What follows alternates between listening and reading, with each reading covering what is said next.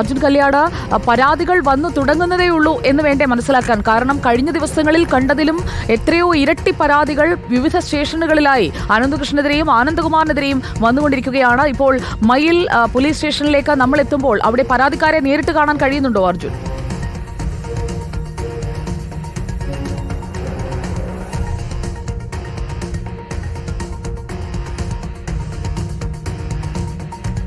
തീർച്ചയായിട്ടും സുജി, അതായത് ഒന്നോ രണ്ടോ അല്ലെങ്കിൽ കൈവിരൽ കൊണ്ട് എണ്ണിത്തീർക്കാൻ വേണ്ടി കഴിയുന്ന അത്രയും പരാതികൾ മാത്രമല്ല, അതിലും എത്രയോ അധികമാണ് ഈ തട്ടിപ്പിൻ്റെ വ്യാപ്തി എന്ന് മനസ്സിലാക്കുന്നതാണ് മയ്യിൽ പോലീസ് സ്റ്റേഷന് മുന്നിൽ നമ്മൾ ഈ കാണുന്ന കാഴ്ച. നൂറുകണക്കിന് സ്ത്രീകളാണ് ഇതുമായി ബന്ധപ്പെട്ടുകൊണ്ടുള്ള പരാതിയുമായി ഈ പോലീസ് സ്റ്റേഷൻ്റെ മുന്നിലേക്ക് എത്തിയിട്ടുള്ളത്. ഓരോ ആൾക്കാർക്കും പറയാനുള്ളത് അവരെല്ലാം പ്രതി ചേർക്കുന്നതിനോടൊപ്പം തന്നെ ഇതിൻ്റെ കോർഡിനേറ്റർമാരായിട്ടുള്ള ഈ ജില്ലയിലെ തന്നെ ഈ കാര്യങ്ങളെല്ലാം തന്നെ കോർഡിനേറ്റ് ആയിട്ടുള്ള അവരെ കൂടി ഈ കേസിൻ്റെ ഭാഗമായി പ്രതി ചേർക്കണമെന്നുള്ള ആവശ്യമാണ് പ്രധാനമായും ഇവിടെയുള്ള ഓരോ ആൾക്കാരും ഉന്നയിക്കുന്നത്. അതായത് അവർ മുഖാന്തരമാണ് ഈ പണമെല്ലാം നൽകിയിട്ടുള്ളത്. അതുകൊണ്ട് തന്നെ അവരെ ഉൾപ്പെടെ ഈ കേസിൻ്റെ ഭാഗമായി ഉൾപ്പെടുത്തണം. കോർഡിനേറ്റർമാർ ഇതിനു മുമ്പ് പോലീസ് സ്റ്റേഷനിലേക്ക് വിളിച്ചപ്പോഴും ആരും തന്നെ ഇവിടത്തേക്ക് വരാൻ കൂട്ടാക്കിയില്ല. അവരുടെ പണവുമായി ബന്ധപ്പെട്ടുകൊണ്ട് ഒരു വിശദീകരണത്തിനും ഇവർ ആരും തന്നെ തയ്യാറാവുന്നില്ല. അതുകൊണ്ട് കൃത്യമായ രീതിയിൽ ഇടപെടൽ വേണമെന്നുള്ളതാണ് ഇവർ ആവശ്യപ്പെടുന്നത്. ഇപ്പോൾ എന്താണ് നിങ്ങളുടെ ഇപ്പോൾ ഇങ്ങനെ ഒരു എല്ലാവരും കൂടി വരാനുള്ള ഒരു പ്രധാനപ്പെട്ട കാരണം എന്താണ്? കാരണം നമ്മൾ ഇതിനിടെ വന്നിട്ട് ഇവിടെ ഒരു അപേക്ഷ കൊടുത്തായിരുന്നു. എല്ലാവരും കൂടെ സൈൻ ചെയ്തിട്ട് കൊടുത്തു. പക്ഷേ അതിന് നമുക്കൊരു ശരിയായ ഒരു നിയമം ഇത് കിട്ടിയില്ല. അപ്പോൾ നമുക്ക് എന്ത് ചെയ്യണമെന്ന് പറഞ്ഞാൽ നമുക്ക് അതിനുമായിട്ടുള്ള റെസിറ്റ് കിട്ടണം. നമ്മളിപ്പം കൊടുത്ത ഇതിന് പരാതിക്ക് നമുക്ക് റെസിറ്റ് കിട്ടിയാലേ നമുക്ക് കോടതിയിലോ മറ്റോ പോകാൻ പറ്റുള്ളൂ. അപ്പോൾ CI സാർ നമ്മളിപ്പോൾ വിളിപ്പിച്ചായിരുന്നു. അപ്പോൾ വിളിച്ച് സംസാരിച്ചപ്പോൾ പറഞ്ഞത് അവിടുത്തെ കോർഡിനേറ്റർ രമ്യ ഇവിടെ ഒരു പരാതി കൊടുത്തിട്ടുണ്ട്, അവരുടെ പേരിൽ അതിന് താഴെയായിട്ട് നമ്മൾ പരാതി കൊടുക്കുക. അങ്ങനെ വെച്ചാൽ അത് ശരിയാവില്ലല്ലോ. കാരണം ഒരു കമ്പനി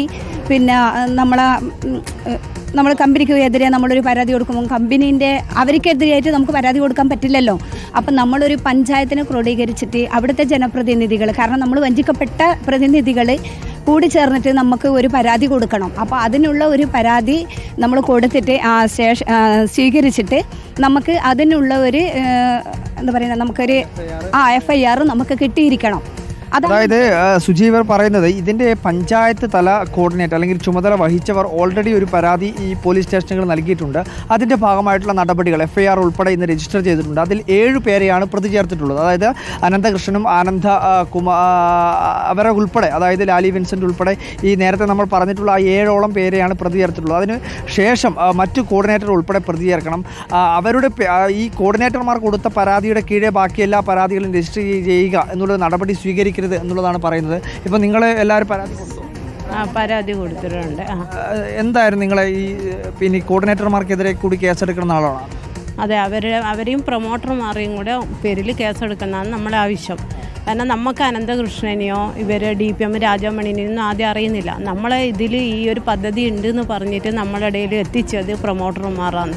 ഓരോ ഏരിയ ബേസിൽ പറയുന്നത് അവരും ഇതേപോലെ വഞ്ചിക്കപ്പെട്ടതാണ് എന്നുള്ളതാണ് അവർ പറയുന്നത്. അങ്ങനെയാണ്. പക്ഷേ നമ്മൾ അവരെ വിശ്വസിച്ചുകൊണ്ടാണ് അവർ നമ്മളെ കയ്യിൽ ഇങ്ങനെ ഒരു ഫോറം കൊണ്ടുതരും. നമ്മളത് കറക്റ്റ് ചെയ്ത് ആദ്യം 320 റുപ്യ കൊടുത്ത് നമ്മൾ അതിൻ്റെ അകത്ത് ഒരു സീഡിൽ അംഗമായി. അതിന് ശേഷമാണ് നമ്മൾ ഇതിൽ പൈസ അടക്കമൊക്കെ ചെയ്യുന്നത്. ആദ്യം വിശ്വാസ്യത എല്ലാ തരത്തിലും അവർ തയ്യൽ മെഷീനായിട്ടും ലാപ്ടോപ്പായിട്ടും എല്ലാം തന്ന് നമ്മളെ ജനങ്ങളുടെ ഇടയിൽ ഒരു വിശ്വാസ്യത ആർജിച്ചു.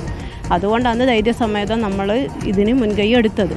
അപ്പോൾ ഇപ്പം നമ്മളെ അഭിപ്രായം എങ്ങനെയാ വെച്ചാൽ പഞ്ചായത്ത് തലത്തിൽ കോർഡിനേറ്ററെയും പ്രൊമോട്ടർമാരെയും എല്ലാം ഈ കേസിൽ ഉൾപ്പെടുത്തിയിട്ട് പരാതികളുടെ പ്രവാഹമാണ്. അർജുൻ കല്യാട് ഇപ്പോൾ നിൽക്കുന്നത് മയിൽ സ്റ്റേഷന് മുന്നിലാണ്. അവിടെ നിരവധി സ്ത്രീകൾ ഇപ്പോൾ വന്നു നിൽക്കുകയാണ്. അർജുൻ, അവരുടെയൊക്കെ പരാതികൾ ഏതൊക്കെ തരത്തിലവ തട്ടിപ്പിനിരയായി? ചിലർക്ക് തയ്യൽ മെഷീൻ ആയിരിക്കും, ചിലർക്ക് ലാപ്ടോപ്പ് ആയിരിക്കും. +1 +2 പൂർത്തിയാക്കിയ കുട്ടികൾക്ക് ലാപ്ടോപ്പ് കൊടുക്കാമെന്ന് പറഞ്ഞ പാതി പണം കൈപ്പറ്റിയിട്ടുണ്ടാകും. അങ്ങനെ മറ്റ് ആശ്രയങ്ങളില്ലാത്ത, ഒരുപാട് പണം കയ്യിലില്ലാത്ത സാധാരണക്കാരായ ആളുകളെയാണ് തട്ടിച്ചിരിക്കുന്നത്. പരാതികളുടെ എണ്ണം കൂടി വരുന്നു എന്നതാണ് ഈ പാതിവില തട്ടിപ്പിൽ നമ്മുടെ മുന്നിൽ ഇപ്പോൾ വെളിപ്പെടുന്ന യാഥാർത്ഥ്യം.